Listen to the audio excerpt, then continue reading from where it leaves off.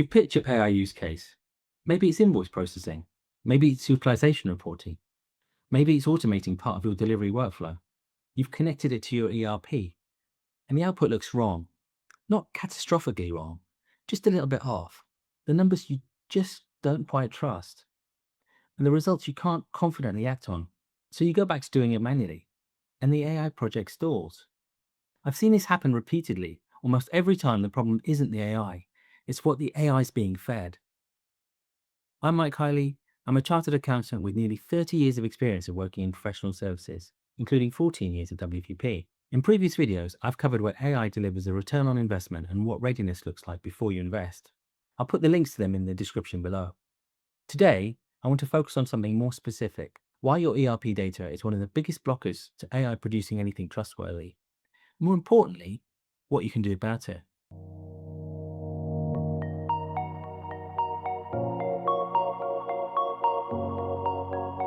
Your ERP is supposed to be a source of truth for your business. Projects, time, costs, invoices, client history. That system could hold years, maybe even decades of business history. And that sounds like a great asset. And it is, but only if the data is clean. But in most firms that I work with, it isn't. And there are three specific reasons why. Firstly, because of inconsistent time entry. I've talked about this before, but staff would log time against the wrong job. They'll use a generic task code because they couldn't find the right one or they couldn't be bothered to look for it.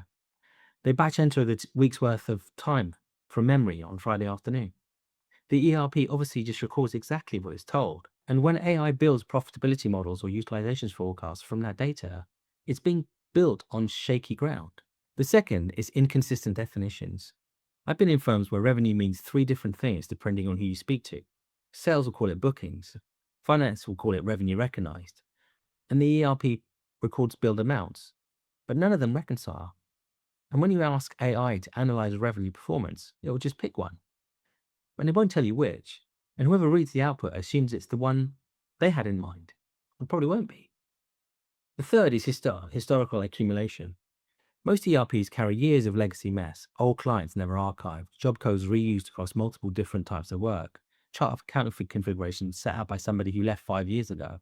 AI learns from patterns, and if your historical data is inconsistent, the patterns it learns from are wrong, and you don't see it until the damage is done. Look, there's a reason why AI demos look good. It's because vendors build them on clean data, consistent field names, obviously no gaps, no legacy codes. Every entry is exactly what it says it is. So you'll watch the demo and you'll think, oh, well, that's exactly what we need. Then you connect the same tool to your ERP, and the results look nothing like the demo. Well, that's because nothing changed with the AI, but what changed is the data it's feeding it. Hey, real quick, if you're wondering where AI actually fits in your business, we actually offer a free consultation where we look at your current operations and identify the highest impact places to start. Look, there's no pitch, no pressure. The link's in the description. Informatica's 2025 CDO Insight Survey asked organizations what was blocking AI success, and 43% of them cited data quality and readiness as the primary obstacle. Not the model, not the vendor, the data. Similarly, McKinsey's 2025 research found that organizations reporting real financial returns from AI were twice as likely to have redesigned their data workflows before selecting the AI tool. They didn't start with a tool, they started again with the data. And here's what makes this hard to catch. Old software will fail loudly. You hit an error and the system breaks, and you know immediately there's something wrong. But AI doesn't work that way.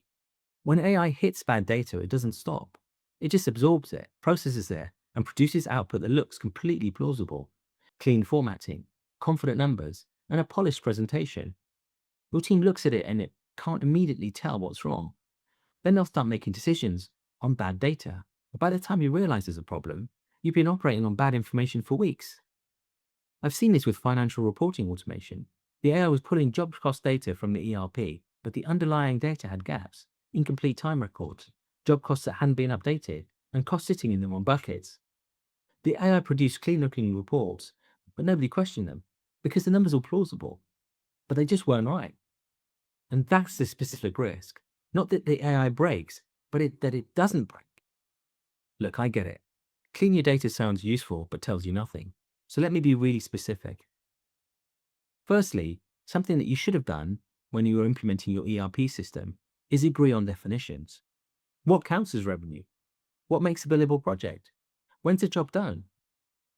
If these definitions aren't settled and enforced consistently in your ERP, the AI resolves them however it can, and usually in the wrong way. So this isn't a technology problem, it's a governance issue. You have to decide and then you have to enforce it. The second, scope the data, not the whole ERP, because you don't need 5 years of perfect data. For most workflows, you just need a few months, 24 maximum of consistent data. The question is, for the specific workflow I want to automate, is the data that feeds it reliable for the last 12 months or so? And that's clearly more manageable than the problem as it first appears. And third, define the process before you automate it. If you can't describe the process clearly to a new employee, you can't describe it to an AI. If your time entry approval process varies by manager, exceptions are handled differently each time, and you can't agree on the cut-off date, then automating it is going to produce inconsistent outputs at speed. Clean processes, then clean data, then automate. When firms hear fix your data, they assume it means a 6 months data migration project before they even touch the AI. And that's not what I'm talking about. Pick one workflow, the one with the strongest business case. Map the data that the workflow needs. So where does it live? How far back does the reliable data need to go? And make sure your definitions are consistent. And find out what breaks when you try and pull it in a single view. That audit will tell you one of two things. Number one, either the data is close enough to ready that you can clean it in 30 days and deploy it, or there are structural problems that need to be fixed first. And you're better off knowing that before you bought a tool or committed to a timeline. Most firms are ready than they think. One specific workflow, but the mistake is starting too broad. Budget for the data work before you buy the tool. Organizations that get measurable ROI from AI consistently spend 30 to 40% of the budget on data preparation and integration. The firms that skip this step are the ones with stored pilots and nothing to show for it. Your ERP data doesn't clean itself.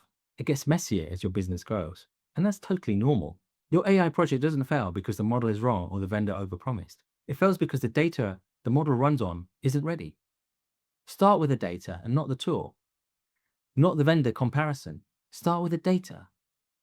Look, if this is useful, please do subscribe because I cover AI automation and ERP topics for professional services firm owners, CFOs, and COOs. Practical advice, no hype.